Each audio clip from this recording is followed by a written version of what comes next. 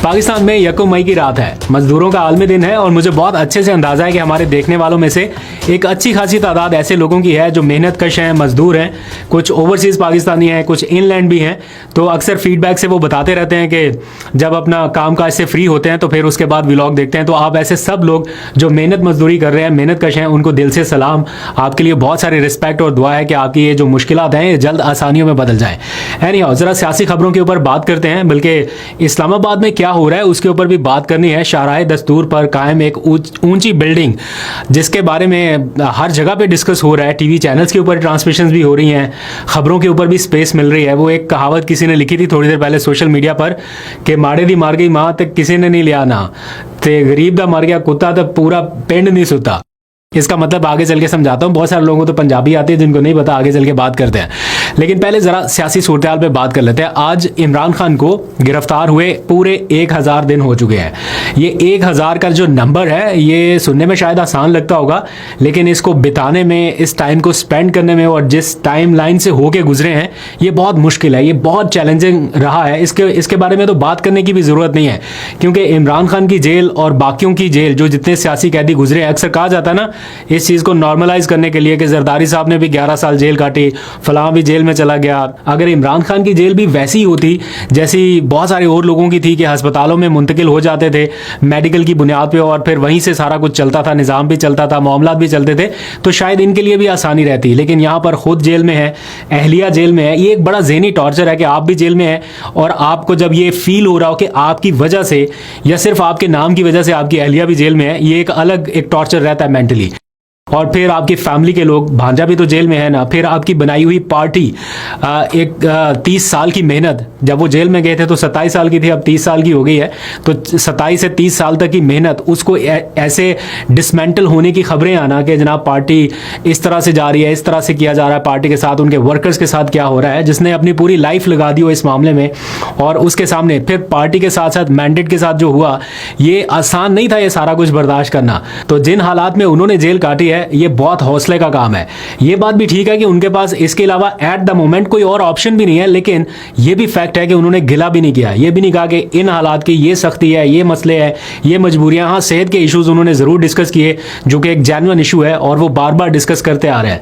मुझे आज भी वो दिन याद है 5 अगस्त का, जब इस्लामाबाद की कोर्ट से ये सारे प्रोसीडिंग सारी कवर हुई और आनन फानन उनको गिरफ्तार किया गया और हम वहाँ पर मौजूद थे इस्लामाबाद के टोल प्लाजा पर, जहाँ से उनकी गाड़ियों को लेके लाया गया और अटक की जाना था। तो उस टाइम ये लग रहा था कि ये मैक्सिमम कोई 10-15 दिन का शायद, या 1 महीना या 2 महीना, और फिर अल्टीमेटली उस टाइम ये 26वीं 27वीं तरमीम नहीं थी, तो गालिब इम्कान यही था कि 2-3 महीनों के अंदर अंदर चीज़ें सेटल डाउन हो जाएंगी। लेकिन ये जितना लंबा चला गया है और अभी एट दिस स्टेज कोई और सामने इस टाइम कोई क्लू भी नज़र नहीं आ रहा ना कि हाँ इस स्टेज तक जाके चीज़ें ठीक हो जाएंगी। अभी तो और बहुत सारे केसेस वो खुल रहे हैं, कभी जनाब पता चल रहा है फॉरेन फंडिंग आ रहा है, कभी कुछ, तो उससे लग रहा है कि शायद ये थोड़ा सा और लंबा चलेगा। बहुत सारे लोग पूछते भी है ना कि और कितना टाइम। सच्ची बात है कि ना हमें पता है ना उनकी पार्टी में से लोगों को पता है कि और कितना टाइम। कोशिशें हर जगह पे हो रही हैं, लेकिन कब तक ये चलेगा मालूम नहीं। तो उम्मीद कर सकते हैं कि थोड़े से हालात बेहतर हों और उनकी कम अज कम और कुछ नहीं। ऐसा नहीं है कि लोग अब ये नहीं एक्सपेक्ट करते कि इमरान खान फौरन जेल से बाहर निकले और प्राइम मिनिस्टर ऑफिस पहुंच जाए। अब इस स्टेज पे लोग ये चाहते हैं कि वो कम अज कम जेल से बाहर निकले, अपनी एक नॉर्मल लाइफ जो है वो गुजार सके, बाकी लोगों की तरह आज़ाद जिंदगी, आज़ाद फिजा में सांस ले सके। बाकी सियासत और बाकी मामला तो उसमें भी वक्त है, चीज़ों के साथ साथ जैसे बेहतरी होगी तो वो भी चलता रहेगा। लेकिन एट द मोमेंट लोग ये एक्सपेक्ट करते हैं कि कम से कम बस उनकी जल्दी से रिहाई हो सके।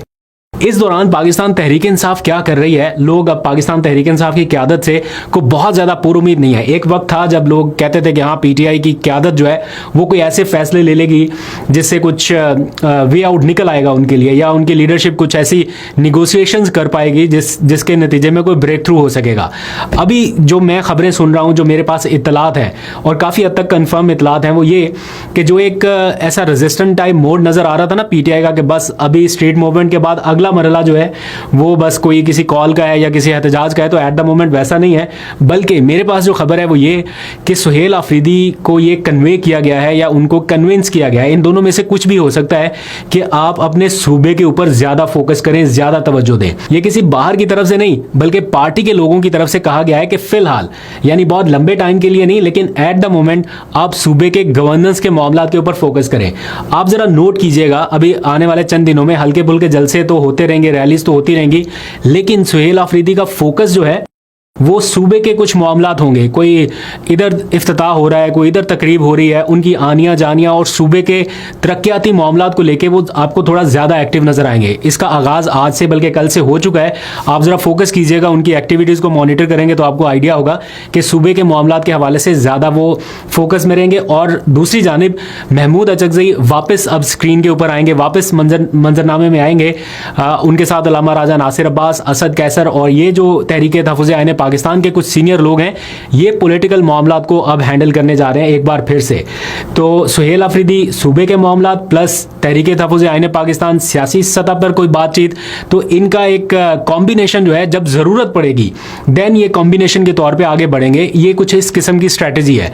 मैंने मालूम करने की कोशिश की कि क्या अभी इस स्टेज पे कोई हुकूमत और पीटीआई के दरमियान कोई बातचीत हो रही है या कोई कॉरिडोर खुला हुआ है, तो मुझे ये बताया गया कि रमज़ान के औकात में कुछ बातचीत के कॉरिडोर्स खुले हुए थे और हो भी रही थी, चीज़ें आगे चल रही थी। फिर जब से ये ईरान जंग वाला मामला शुरू हुआ उसके बाद से एक गैप है और वो गैप अभी कंटिन्यू है, मतलब मुसलसल बढ़ते जा रहा है और कोशिश ये की जा रही है कि किसी तरह से वो गैप ख़त्म हो, कोई राब्ता इस्टेब्लिश हो और उसके बाद चीज़ें आगे बढ़े। तो पीटीआई इस टाइम यही चाहती है कि वो जो बातचीत चल रही थी, जो एक नेगोशिएशंस का बैकडोर एक कोई चैनल खुला हुआ था, उसके थ्रू ही मामला को आगे लेके चलें, बजाय इसके कि फौरी तौर पर कोई रेजिस्टेंस ऐसी दिखाई जाए जिससे वो कॉरिडोर भी बंद हो जाए। तो ये इस टाइम का ओवरऑल सिनेरियो। मैं गलत भी हो सकता हूं, लेकिन खबरों की बुनियाद पर या जिन लोगों से मैं मिला हूं उनसे मिलने के बाद मैं ये असेस कर पाया हूं कि ये इस टाइम की सिचुएशन है।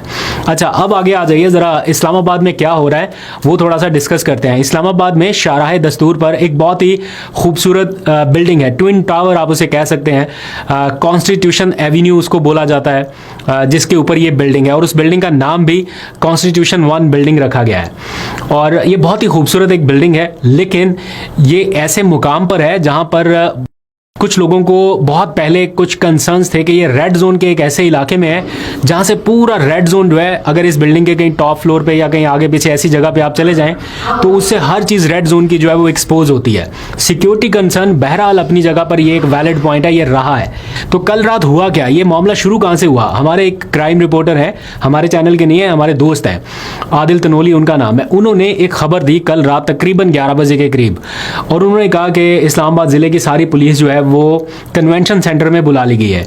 ये कॉन्स्टिट्यूशन 1 एवेन्यू बिल्डिंग और कन्वेंशन सेंटर ये बिल्कुल पास पास है, और ये कहा गया कि ये सारी पुलिस जो है वो वहाँ पे बुला ली गई है। फिर आइडिया नहीं था कि क्यों बुलाई गई है, ऐसा क्या हो रहा है। लोग पूछने लगे अब क्या वजह बनी, ना डेलीगेशन आ रहा है, ना कोई मुज़ाकरात हो रहे हैं, ना पीटीआई का ही कोई इस टाइम प्लान है कोई एहतजाज का, तो फिर अचानक क्यों? तो सब लोग इंतज़ार करने लग गए। फिर कुछ देर गुजरी तो इस्लामाबाद हाई कोर्ट से एक वो फैसला आ गया जो पहले कुछ दिनों पहले आना था लेकिन रोक दिया गया था, और फिर ये आहिस्ता आहिस्ता डिले होता होता कल रात अचानक ओपन कोर्ट की बजाय ऐसे ही फैसला जारी कर दिया गया, और उसमें ये कहा गया कि जनाब ये जो है बिल्डिंग गैर कानूनी है। क्योंकि इसको पहले से ही गैर कानूनी करार दिया गया था, उसको चैलेंज किया गया था इस्लामाबाद हाई कोर्ट में, उस गैर कानूनी करार दिए जाने के खिलाफ दरख्वास्त दायर की गई थी, तो इस्लामाबाद हाई कोर्ट ने वो दरख्वास्त मुस्तरद कर दी, पहले वाला फैसला बरकरार रखा। अच्छा, अब हुआ क्या, उसके फौरी बाद क्या हुआ कि जनाब इस्लामाबाद पुलिस पहुँच गई इस बिल्डिंग में या इस बिल्डिंग के अतराफ़ में, उन्होंने वो रास्ते वास्ते बंद किए और ये खबरें फैलने लग गई हर जगह कि इनको कहा जा रहा है वहाँ पर मुकीम जो अफराद हैं कि आप भाई यहाँ से एवैक्यूएट कर दें सारा कुछ। और फिर चूँकि वहाँ पर सारे इस्लामाबाद की एलीट रहती है, सारे बड़े बड़े अमीर लोग, ब्यूरोक्रेट्स, जिनके पास तगड़ा पैसा है ना, वो सारे लोगों ने वहाँ पे अपार्टमेंट्स खरीदे हैं, इंक्लूडिंग इमरान खान। उनका अपार्टमेंट भी वहाँ पर है। कुछ लोगों ने किस्तों के ऊपर लिया, कुछ लोगों ने नकद पेमेंट के ऊपर लिया। 2005 में ये बिल्डिंग एक तरह से बनना शुरू हुई। ये प्रोजेक्ट 2005 का है। तीन कंपनियों ने मिलकर ये प्रोजेक्ट लॉन्च किया। BNP, बी से बिस्मिल्लाह बन जाता है, एन से न्याग्रा और पी से पैरागॉन। तो ये BNP ग्रुप ने 2005 में यहाँ पर इस वजह से ये जगह ली थी कि यहाँ पर एक होटल बनाया जाएगा। इसको इनिशियली होटल बनाने के लिए ये ज़मीन अलॉट की गई। इन्होंने बैंकों से कुछ कर्जा वर्जा लिया, कुछ पैसे लिए, बाद में कुछ अदा किए, कुछ नहीं किए, और ये प्रोजेक्ट एंड हुआ एक रिहायशी फ्लैट्स की सूरत में। यानी जो जिस मकसद के लिए दिया गया था वो नहीं सका और उल्टा उसकी जगह रिहायशी फ्लैट्स बने, लोगों को बेचे और वो कंपनी वहां से निकल गई। अच्छा, अब लोगों ने तो यहां पे इन्वेस्ट कर दिया। जिस टाइम ये बिल्डिंग बन रही थी, होटल की बजाय अपार्टमेंट्स बन रहे थे, तो इस्लामाबाद की जो कैपिटल डेवलपमेंट अथॉरिटी है, जिसका काम था इसको मॉनिटर करना या इसकी तामीरात को उस टाइम रोकना, उन्होंने कुछ नहीं किया। ये मामला सुप्रीम कोर्ट तक भी गए, वहां से भी फैसले आए और भी जगहों से गए, लेकिन तामीरात नहीं रुक सकी। लोगों ने इसमें इन्वेस्टमेंट किया, पैसा लगाया और अपार्टमेंट्स खरीद के अब रहने लग गए। तो अब जाके अचानक से आई डोंट नो क्या रीजन बनी, लेकिन रात गए इस्लामाबाद पुलिस का एक जगह पे इकट्ठा होना, उसके कुछ देर बाद इस्लामाबाद हाई कोर्ट से फैसला आ जाना, उसके बाद इंतज़ामिया का यहाँ पहुँच जाना और कहना कि यार जनाब ये सारा कुछ खाली कर दें। अगले दिन वज़ीर मुमलिकत बराए दाखिला की प्रेस कॉन्फ्रेंस हो जाना, और फिर अभी थोड़ी देर पहले की अपडेट ये आई कि वज़ीर आज़म ने इसके ऊपर नोटिस ले लिया, क्योंकि मीडिया के ऊपर भी ये बहुत हाईलाइट हो रहा है, हर जगह के ऊपर शोर मच गया ना, क्योंकि इस्लामाबाद की एलीट यहाँ पर रहती है। और ये जगह बिल्कुल करीब है उस जगह से बरी इमाम का जो एरिया है, जहाँ पर कुछ दिनों पहले CDA ने ऑपरेशन किया। बहुत सारे लोग वहाँ से उन्होंने एक तरह से उनके घर गिरा दिए, ख़त्म कर दिए और उनको कहा कि यहाँ से मूव कर जाएं।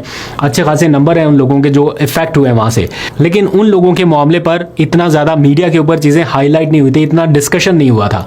और अब जाके ये चूँकि सारा एक रिच या एलीट लोगों का मामला लग रहा है, तो इसके ऊपर मीडिया के ऊपर भी चीज़ें हाईलाइट होने लग गई। एक दिन के अंदर अंदर वज़ीर आज़म ने कमेटी भी बना दी है। चलें, अच्छा है, देर आए दुरुस्त है, एक कमेटी बना दी है कि जब तक कमेटी कोई अपनी फाइंडिंग्स नहीं दे देती तब तक कोई ऑपरेशन ना किया जाए या लोगों को निकाला ना जाए। लेकिन रात गए यहाँ के लोग जिस एक सिचुएशन से गुजरे हैं वो उनके लिए ट्रॉमा से कम नहीं है कि दरवाजे टूट रहे हैं। कहा जा रहा है कि जनाब 24 घंटों के अंदर अंदर यहाँ से इवैक्यूएट करें। जगह जिन्होंने करोड़ों रुपया लगाया है उनके लिए तो एक ट्रॉमा ही था। बहरहाल उनके पास और भी बहुत कुछ होगा, फिर भी लोगों के लिए एक मसला तो हो जाता है। तो ज़्यादातर लोग जो रेंट पे रह रहे थे या इस तरह के, वो वहाँ से निकलने लग गए। अब at the moment prime minister ने कमेटी बना के कहा है कि जनाब इसके ऊपर रिपोर्ट दी जाए। तो वो फिर जो मैंने स्टार्ट में आपको एग्जाम्पल सुनाई ना, तो बरी इमाम की सिचुएशन को आप अगर जेहन में रखें कि वहाँ पर जो कुछ हुआ, कोई कमेटी या इस तरह का कोई सीन नहीं, मीडिया के ऊपर भी इतना डिस्कशन नहीं, और यहाँ पर सिर्फ चंद घंटों के अंदर अंदर एलीट ने क्या कमाल किया कि नोटिस, कमेटी, सारा कुछ हो रहा है। तो इसलिए मैंने स्टार्ट में आपको जो एग्जाम्पल सुनाई ना कि ये सारा कुछ किया जा रहा है, तो इसलिए स्टार्ट में मैंने जो आपको एग्जाम्पल सुनाई ना कि माड़े दी मार गई माँ तो किसी ने नहीं लिया ना, चौधरी दा मर गया कुत्ता तो पूरा पेंड नहीं सुता। यानी गरीब की माँ मर गई और किसी ने नाम नहीं लिया, चौधरी का कुत्ता मर गया तो पूरा गांव नहीं सोया। इस वजह से ये एग्जैक्टली ऐसा होता दिखाई दिया है हमें कि ये सारा कुछ हुआ। इसको बेहतर तरीके से भी मैनेज किया जा सकता है, इसको ऑक्शन किया जा सकता है। अगर गैर कानूनी है इसको रेगुलराइज करके, इसको हुकूमत अपनी सरपरस्ती में लेके इस तरह से भी डील कर सकती है कि जो वहाँ पे लोग हैं जिन्होंने इन्वेस्ट किया हुआ है, जिनका पैसा लगा हुआ है, सरमायाकारी हुई है, वो मुतासिर ना हो, ना ही ये गलत इम्पैक्ट जाए कि किसी ने अगर इन्वेस्ट किया है तो उसका पैसा महफूज नहीं है। एटलीस्ट इन्वेस्टमेंट, सरमायाकारी और सरमायाकार जो है ये महफूज होने चाहिए। जिन लोगों ने पैसा लगा दिया उनका तो कोई कसूर नहीं है, उनको तो नहीं पता था उस टाइम के ये क्या हो रहा है, और ना हर कोई हर बार पता कर सकता है।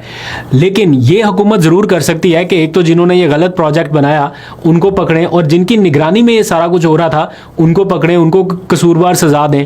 अभी जो फाइंडिंग्स आ रही है तो इसमें उन सब लोगों के नाम, ख्वाह वो कोई रिटायर्ड जज था कि जस्टिस एजाजुल हसन का नाम आता है कि उन्होंने कोई फेवर कर दी, चाहे साकिब निसार का नाम था या कोई भी ब्यूरोक्रेट था, A to Z सबके नाम आप लोगों के सामने रखें। और प्लस कैपिटल डेवलपमेंट अथॉरिटी में से भी जो लोग इसमें शामिल रहे, जो लोग खामोश रहे, किसी की तो मिली भगत होगी ना कि ये प्रोजेक्ट इतना बड़ा बन गया और CDA ने कुछ कहा ही नहीं, तो उस वक्त के उन लोगों को, उन जिम्मेदारान को भी सामने लाया जाए। बहरहाल आगे बढ़ते हैं, थोड़ी सी बात करते हैं पेट्रोलियम मसनूआत की कीमतों में होने वाले हालिया इजाफे की। जितना लोग डरे हुए थे या एक्सपेक्ट कर रहे थे कि ज़्यादा इजाफा होगा, 50-55 रुपये का एक्सपेक्ट किया जा रहा था, उतना नहीं हुआ, लेकिन ये भी काफ़ी है। जितना इजाफा हो गया आम लोगों के लिए तो 1-1 रुपया जो है वो भी ज़्यादा है। और इन हालात में जब हुकूमत अपना टैक्स नहीं छोड़ रही और बल्कि उल्टा उसको बढ़ा रही है, तो वो और ज़्यादा हार्म कर रहा है आम पब्लिक को। एक तो है ना कि इंटरनेशनल मार्केट में जो इजाफा हो रहा है, सिर्फ अगर वही बोझ डाला जाए आवाम पे तो फिर भी चले सब्र आ जाता है कि आलमी मार्केट में है। बट हुकूमत जब अपना टैक्स इंक्रीज कर देती है, अपना लेवी के टैक्सेस जब उन्होंने बढ़ा दिए या इम्पोज कर दिए, तो उस वजह से फिर लोग बात करते हैं कि जनाब ये टैक्स क्यों बढ़ा दिया गया। अब प्राइम मिनिस्टर जो है वो ये बार बार कह रहे हैं कि हम तरक्की की राह पे चल पड़े थे, लेकिन बीच में ये जंग छिड़ गई, तो सारा मलबा आजकल जंग के ऊपर जा रहा है कि जंग की वजह से हम जो तरक्की का रास्ता पकड़ा हुआ था वो उसमें कोई रुकावट आ गई है। बट मुझे साथ ही याद आ जाता है इमरान खान का कोरोना का टाइम। उस टाइम भी सब कुछ बंद था, आलमी मईशत का पट्टा बैठ गया था एक तरह से, लेकिन हमारी सबसे ज़्यादा जो इम्प्रूवमेंट हुई थी वो उसी टाइम पे हुई थी। हम जीडीपी की अपनी ग्रोथ की जो रेशो थी वो 6 पॉइंट पर ले गए थे, 6% ग्रोथ की शरह पर हम पहुंच चुके थे कोरोना के बावजूद। तो एक चैलेंज के बावजूद अगर एक हुकूमत ज़्यादा बेहतर कर सकती है तो दूसरी हुकूमत उसी किस्म के एक चैलेंज के बावजूद क्यों उससे ज़्यादा बेहतर नहीं कर सकती। हाँ, ये ज़रूर है कि इमरान खान के टाइम पे पेट्रोलियम मसनूआत की कीमतें बहुत कम हो गई थी और इस टाइम पे बहुत ज़्यादा हाई हो गई हैं, लेकिन ओवरऑल वो वाली रिस्ट्रिक्शन नहीं है कि हर चीज़ का जैसे उस टाइम पे तो पहिया ही रुक गया था ना, बिल्कुल जैम हो गई थी सिचुएशन, वैसा नहीं है। ऑल्टरनेट और सॉल्यूशंस निकाले जा सकते हैं तरक्की की रफ्तार को तेज़ करने के लिए, और बहुत सारे इकदाम किए जा सकते हैं जो इस वक्त की ज़रूरत है। लेट्स सी, देखते हैं कि कुछ बेहतर होता है या नहीं। आपको अपडेट करते रहेंगे। अभी तक के लिए इतना, अपना बहुत सा ख्याल रखिए। अल्लाह हाफिज़।